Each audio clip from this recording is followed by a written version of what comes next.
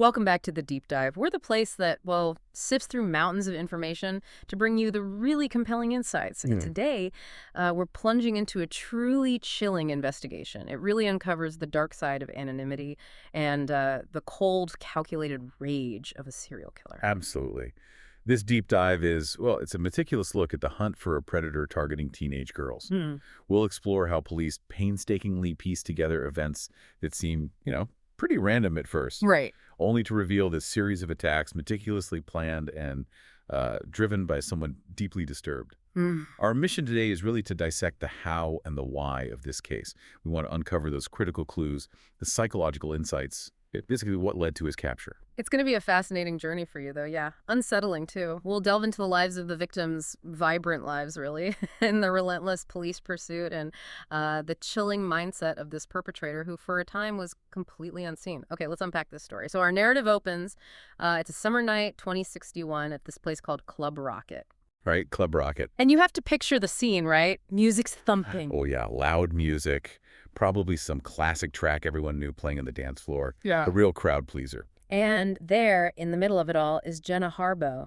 She's 16, an aspiring musician. And apparently she's just thrilled, so mega-juiced was the quote from our sources. Right, because her rock idol, this guy Jake Kincaid, had just smiled at her. Yeah, a huge moment for her. Sources really paint this picture of extraordinary musical talent. She wasn't just a singer, but a songwriter, too. Had a demo disc she really wanted to give Jake. Wow. She was there celebrating her best night ever with her friends, Lily and Chelsea. Apparently helped them pick outfits earlier, just full of life. That energy, it makes what happened next just awful. It really does. Because that dream night, it just flips into a nightmare. Suddenly, she feels something sting her arm, thinks maybe some, clumsy person, an asshole, just jabbed her. Yeah, dismisses it initially. But then this weird floaty feeling starts washing over her. And tragically, she collapses just outside the club. Found by Jake Kincaid himself, who actually tried CPR. Desperately tried, but it was too late by then. So this is where the investigation really starts to grapple with something sinister. Absolutely. Because the medical reports came back, and they were, well, chilling. They found this lethal cocktail. Heroin, ketamine, potassium chloride, and rohypnol. That's quite a mix. It is, and it tells the story. The heroin and ketamine for sedation, dissociation, rohypnol for amnesia, basically wiping the memory of the attack. Okay. And then the potassium chloride. That's often used in lethal injections. It stops the heart fast, and it's incredibly painful. So this wasn't just some accidental overdose. Not at all. It was a targeted injection. The reports mentioned a dirty, dull needle causing immediate bruising, rapid shock. This was calculated murder. And it left this chaotic scene, few immediate answers. Exactly. Lieutenant Dallas, who was leading the investigation, started with almost nothing. Yeah, what did they have? Just a vague description. Pretty much. The attacker was called a deucer. Right, the 2061 slang, dick and loser. Yeah. White male, maybe shortish, wearing cheap black pants, baggies, and these athletic shoes, kick-it zoomers. Seen kind of swaggering off the dance floor, then escaped through a men's room window. Minimal clues. Almost generic. For a moment, it probably seems like this horrifying but maybe isolated incident. You'd think so, but that assumption just shattered immediately. Because the very next night, another attack. Just one night later. Yeah. The second victim, 17-year-old Arlie Dillon. Okay, different location this time. Completely different. Yeah. A Battle of the Bands event in Memorial Park. And Arlie, like Jenna, full of life. Very much so. A promising fashion design student. She was there with her boyfriend, Moses, and friends, surrounded by people. But the attack itself, horrifyingly similar. Identical, really. Arlie's first thought was she'd been stung by a friggin' wasp. Wow, shows how stealthy it was. Exactly. But her boyfriend, Moses, and their friends, they realized quickly it was way more serious. They saw the needle stick, the mark, and the symptoms started incredibly fast. Severe reaction. So that immediately links back to Jenna. Instantly. Yeah. Same method, same injection, that same unique drug cocktail, administered without consent, without knowledge. This confirmed it. They were dealing with a serial offender. Okay, this is where the profiling really starts to come into focus, isn't it? And it's key to understanding his psychology. Absolutely pivotal. Because he chose completely different settings. Nightclub, then an outdoor park concert. Right. And the victims, Jenna and Arlie, totally different interests, different social circles, musician, fashion designer. No connection between them at all. No prior relationship with the killer. So what does that tell us about who he was choosing? Was it a type or just opportunity? That's the crucial question, and it changed everything for the investigators. The lack of connection ruled out personal vendettas. He wasn't targeting specific people he knew. It suggested he was choosing proxies, stand-ins for this deeper, generalized rage he felt. So basically, any pretty teenage girl who caught his eye could be a target. That seemed to be the horrifying reality. Yeah. Fit a broad criteria, become a target. And the timing, that immediate follow-up attack, no cooling off period, as profilers call it. That time they usually take between crimes. Exactly. The lack of it was extremely telling. It suggested this escalating, almost frantic need for validation. Like each attack wasn't enough, it just fueled the next one. Precisely. A high-frequency offender, driven by extreme narcissism and this desperate need to prove something, maybe to himself, maybe to a world he felt was ignoring him. And this escalation, this pattern, it didn't stop there. No, it continued and reached a critical turning point the very next night, his third attempt. Where did this happen? A movie theater this time, targeting a girl named Kiki Rosenberg. But Kiki's story turned out differently. Thankfully, yes, she screamed immediately. Which disrupted his plan. Completely. It caused him to panic, fumble the execution. Yeah. That sudden noise, the struggle, it meant he couldn't use the second lethal syringe he had ready. So she survived, but still got a partial dose. She did, horrifyingly. But her scream saved her life. And for him, this failure, it wasn't just a failed attack. Our sources say he saw it as a profound rejection, an error in his quote-unquote area of expertise. It hit his narcissism hard. But this failed attempt, it gave the investigation more to work with. Real witnesses. Crucial new details. Yeah. Kiki and others described him better. Still, a short dude. But now they mentioned a light gray trench coat. Trying to blend in.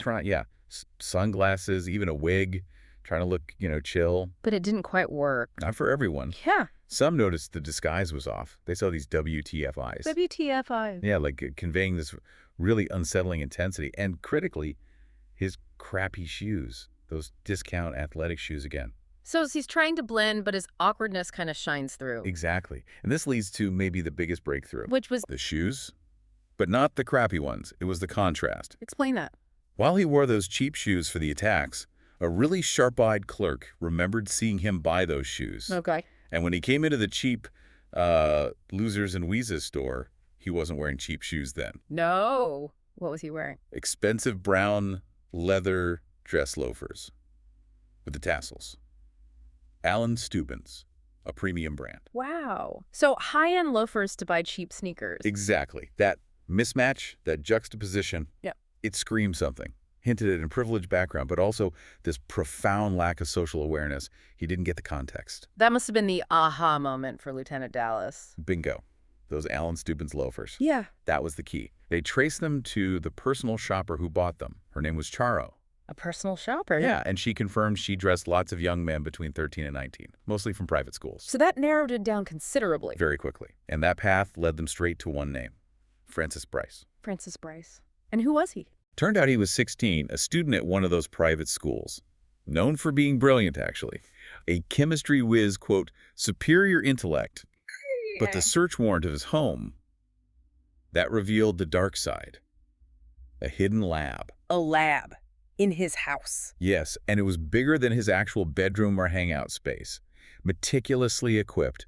Chemical formulas, raw opium cakes, everything needed to make heroin, and that specific lethal cocktail he used, even molds for morphine. This wasn't just some kid messing around. Not even close. It was a sophisticated, functioning drug production lab, hidden in plain sight. And it gets even worse, doesn't it? The lab revealed more than just the drugs for the attacks. It did. They found evidence of something else he was developing, something he called his compliance formula. Compliance, like a date rape drug. Essentially, yes. And this showed a horrifying escalation in his plans. How so? His notes. Meticulous, detailed notes about future projects. Yeah. And they chillingly outlined his intent. His words were, rape her if he's able, physically abuse her, make her pay for his failure before he kills her. He was even thinking about trademarking the compliance formula. Yeah. The level of depravity, the twisted ambition, It's staggering. So what was driving him? What did the profiling say about his motive? Fundamentally, it was rooted in this toxic mix. Deep misogyny, extreme narcissism, and this powerful sense of entitlement. He felt ignored by girls, Yeah. rejected. Deeply. And the attacks weren't just about hurting them. In his warped view, it was about emasculating men, somehow denying them their rights by attacking these girls. That's incredibly twisted logic. Completely. The victims weren't individuals to him. They were just attractive vessels for his hate and rage. Symbols of everyone who didn't see him, didn't acknowledge his supposed brilliance. And killing them gave him triumph. A twisted sense of triumph, yes. Yeah. A perverse validation. His notes also mention a final, ultimate plan, right? It did. A horrifying culmination he was planning.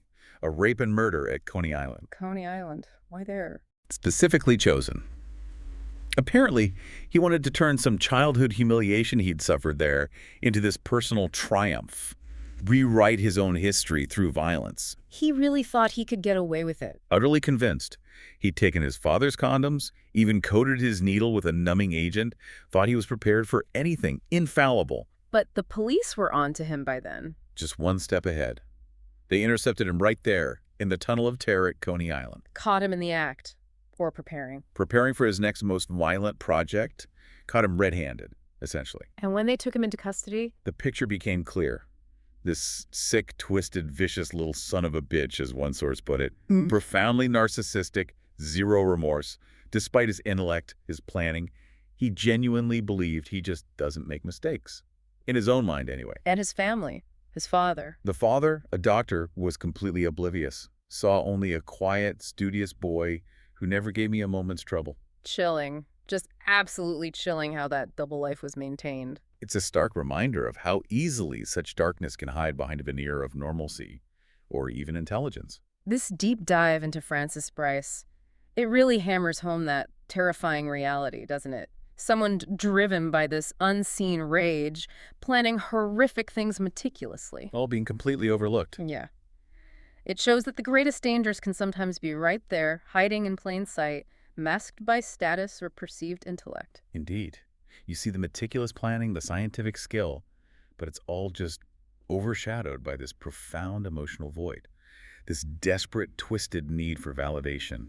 Francis Bryce is such a chilling example of what happens when intellect isn't tempered by empathy, by any kind of moral compass. It just becomes weaponized. With devastating consequences, utterly incomprehensible, really. It truly is. It really makes you stop and think, though. If a mind like that can be so twisted, operate undetected for so long, it just makes you wonder. What other unseen monsters might be out there, meticulously charting their own terrible projects right now in plain sight? Just waiting for their own moment of twisted triumph. Yeah. What subtle signs are maybe missed every day? It's a deeply unsettling thought to leave people with. Thank you for joining us on this deep dive. Until next time, keep exploring, keep questioning, and keep digging beneath the surface.